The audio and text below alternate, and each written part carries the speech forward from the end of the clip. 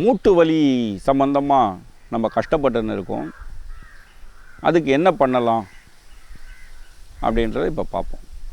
இந்த பழத்துடைய தோல் இருக்கு பாருங்கள், அதனுடைய குணம் என்னன்றதையும் நம்ம பார்த்துருவோம். நன்கு பழுத்ததுக்கப்புறம் இந்த தோலை தனியாக இப்படி பேக்கலாம், தனியாக வரும். இது செங்காயாக இருக்குது, கொஞ்சம் கஷ்டமாக இருக்குது. ஆனால் இந்த தோல் தனியாக பேர்த்தெடுக்கலாம். இந்த சதையோடு யூஸ் பண்ணாலும் தப்பு இல்லை. இந்த பாருங்க, இந்த மாதிரி சின்ன சின்னதாக கட் பண்ணிக்கலாம். இப்படி துண்டு துண்டாக கட் பண்ணிவிட்டு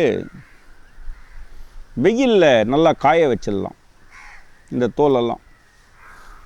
இதன் கூட ஆரஞ்சு பழம் பார்த்துருப்பீங்க, இப்படி கட் பண்ணி காய வச்சிடலாம். நல்ல மாவு பாருங்கள், நல்ல மாவாக இருக்கும். இந்த காய வச்சது கூட ஆரஞ்சு பழம் இருக்குது இல்லையா, அந்த ஆரஞ்சு பழத்துடைய தோல் அதையும் இதே மாதிரி கட் பண்ணி தனியாக ஒரு பக்கம் காய வச்சிடலாம். இது கூட இந்த கோரைக்கிழங்கு அப்படின்னு ஒன்று இருக்குது. அது நீங்கள் நாட்டு மருந்து கடைகளில் கிடைக்கும். அந்த கோரைக்கிழங்கு, நாவல் பழம், ஆரஞ்சு தோல், கோரைக்கிழங்கு, வில்வ பழத்துடைய சதை ஓடு இருக்கக்கூடாது. வில்வ பழம் எல்லா இடத்துலையும் கிடைக்கும், உங்களுக்கு எல்லாருக்கும் தெரிஞ்சிருக்கும். அந்த வில்வ பழத்தை உடைச்சி உள்ளே இருக்க சதைகளை மட்டும் தனியாக எடுத்து வச்சுக்க வேண்டியது. இதெல்லாத்தையும் ஒன்றா காய வச்சுட்டு சந்தனம் ஒரு சின்ன துண்டு கட்டை சின்ன சின்னதாக வச்சுட்டு நல்லா அரைச்சிக்க வேண்டியது. அந்த 5 ஐட்டத்தையும், நாவப்பழம், ஆரஞ்சு தோல், வில்வப்பழ சதை, கோரைக்கிழங்கு, சந்தனம், இந்த 5 ஐட்டத்தையும் நல்லா வெயிலில் காய வச்சுட்டு நல்லா அரைச்சிக்க வேண்டியது. அரைச்சிட்டிங்கன்னா பேஸ்ட் ஆகிடும், நல்லா ஒரு மாதிரி மாவாக வந்துடும். அந்த மாவு கூட தயிர் இருக்குது இல்லையா, உங்களுக்கு தெரிஞ்சிருக்கும். அந்த தயிரை கொண்டு வந்து கூட சேர்த்து நல்லா குழச்சிட்டு இந்த மூஞ்சி பகுதிகள், காது மடல்கள், கழுத்து பகுதிகளெல்லாம் போட்டு நீங்கள் தடவின்னு வந்தீங்கன்னா வயதானாலும் தோல் சுருக்கம் உண்டாகாது. இளமையை அப்படியே பாதுகாக்கக்கூடியது. அந்த தோல் சுருக்கம் உண்டாகாது. அதே மாதிரி தேகம் பொன்னிறம் காணும். எவ்வளவு கருப்பாக இருந்தாலும் அந்த கருப்புலேயும் ஒரு களை இருக்கும். கவர்ச்சின்னு சொல்கிறோமே அது. இன்றைக்கி எல்லா காஸ்மெட்டிக் ஐட்டம்ஸை யூஸ் பண்ணி நம்ம மூஞ்சிலெல்லாம் ஃபேஷியலைஸ் பண்ணுறோம், என்னென்னமோ பண்ணுறோன்னு சொல்கிறோம் இல்லையா. நாங்கள் ப்ளீச் பண்ணுறோம் அப்படின்லாம் சொல்கிறோம் இல்லையா. இது நேச்சுரல் ப்ளீச். இயற்கையாக இயல்பாக இந்த பவுடர் வந்து நம்ம தயிரில் குழச்சி பூசும்போது ஒரு குழகுழப்பு தன்மையோடு இருக்கும். பூசி பார்க்கலாம். அந்த குழகுழப்பு தன்மையோடு இருக்கிறத நல்லா பூசிட்டு ஒரு 1/2 hour 1 hour மூஞ்சில் வச்சுட்டு வயதானவர்கள் கூட செய்யலாம். அதனுடைய உள்ளே இருக்கக்கூடிய அந்த இந்த 5 கூட்டுப் பொருள்களில் இருக்கக்கூடிய அந்த மூலங்கள் வந்து இந்த சதை நரம்புகளுக்குள்ளே பாய்ந்து அணுத்வாரங்களை சுத்தப்படுத்தும். நம்ம உடம்பில் இருக்கக்கூடிய ஃபங்கஸ் அல்லது மாய்ஸ்சரைசர்னு சொல்லக்கூடிய கிருமிகளெல்லாம் அழிக்கும். வைரஸ் அது இது சொல்கிற எவ்வளோ நோய்கள் இருக்குது, எவ்வளோ கிருமிகள் இருக்குது. இந்த நோய்களெல்லாம் அழிக்கும். உடம்பில் பூசிக்கலாம். இந்த சதையை ஒன்றும் பண்ணாது. யாரும் அதை பற்றி யோசிக்கக்கூட தேவையில்லை. இதை அனாவசியமாக எடுத்து உடம்புகளில் நல்லா பூசலாம். எந்த பக்க விளைவுகளும் வராது. இதில் பெண்கள்னு சொல்லிக்கிறவங்க பார்க்கலாம், எங்கே வேணாலும் பூசலாம். இந்த பேஸ்ட்டு டோட்டலாக இல்லை. இப்போ நம்ம அதை சொல்ல வேண்டிய மூலத்தை சொல்லியிருக்கோம். எல்லாத்தையும் செய்துக்கலாம். பெண்களாக இருப்பின் சற்று கஸ்தூரி மஞ்சள், ஒரு குண்டு மஞ்சள், இந்த 7 ஐட்டத்தை யூஸ் பண்ணிக்கலாம். பொதுவாக ஆண் பெண் இருபாலருக்கு 5 மூலிகைகள் போதுமானது. நாவப்பழம், கோரைக்கிழங்கு, வில்வப்பழ சதை,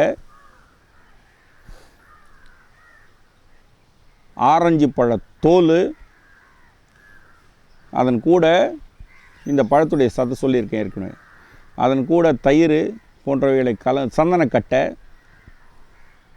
அது பெண்களாக இருப்பின் குண்டு மஞ்சள், கஸ்தூரி மஞ்சள். சமநளவு கூட்டி பயன்படுத்தலாம். இந்த 5 மூலிகைகள் ஆண் பெண் இருபாலர் இருக்கும். சந்தனம், நவப்பழம், ஆரஞ்சு பழத்தோல், வில்வப்பழ சதை, கோரைக்கிழங்கு ஆண் பெண் இருபாலருக்கும் பொருந்தும். இதில் அடிஷ்னலாக பெண்கள்னு சொல்கிறவங்க கூட சேர்த்துக்கணும்னு சொன்னால் கஸ்தூரி மஞ்சள், குண்டு மஞ்சள், இந்த 7 ஐட்டத்தையும் நல்லா மாவை அரைச்சி உடம்புல நல்லா பூசலாம். ஒன்றும் ஆகாது.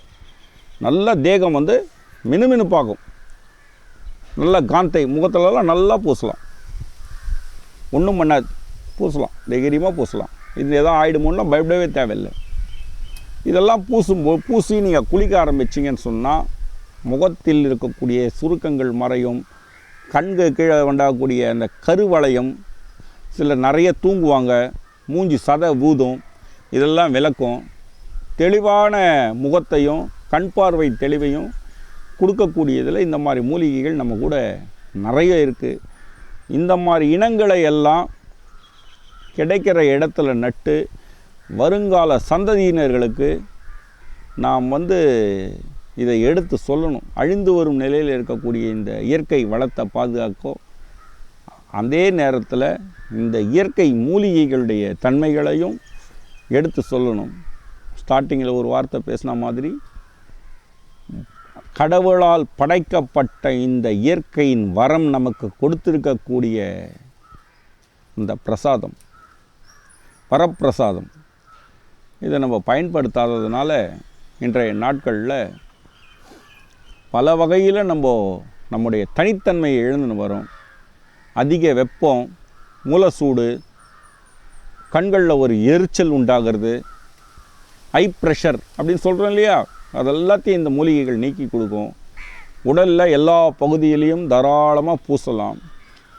பூசிட்டு நம்ம நிதானமான வாழ்க்கையை அனுபவிக்கலாம். உடலில் குளிர்ச்சி உண்டாகும். நன்கு சூடு அதிகமாக இருக்கும் உங்களுக்கு. உடலில் கபநோய் கண்டவர்களுக்கு உஷ்ணத்தை ஏற்படுத்தி அந்த கபநோயையும் இது விலக்கும். உடல் தெளிவு என்பதில் இந்த மூலிகைகள் வந்து மிக முக்கிய பங்கு வகிக்கிறதுனால இதெல்லாம் எல்லாரும் பயன்படுத்தினோன்னு சொல்லி கேட்டுன்னு தொலைக்காட்சிக்கு எங்களுடைய நன்றியையும் வணக்கத்தையும் சொல்லிக்கிறோம். ஏன்னா இவங்க நிறைய நமக்காக அலையிறாங்க. அலைஞ்சி ஒரு மருத்துவர்களையும் மலைக்காடுகளில் அலையக்கூடிய சித்தர் வம்சாவழிகளையும் நமக்கு அவங்க மூலமாக பல விஷயங்களை கொடுக்குறாங்க. உலகத்தில் எந்த கலையும் அழியவில்லை, அது அப்படியே இருக்குது. அதை பயன்படுத்தாததுனால நம்ம அதை அழிஞ்சி போனதாக நினச்சின்னு இருக்கோம். அது அப்படி இல்லை. மீண்டும் தொடர்ந்து நாளை சந்திப்போம்.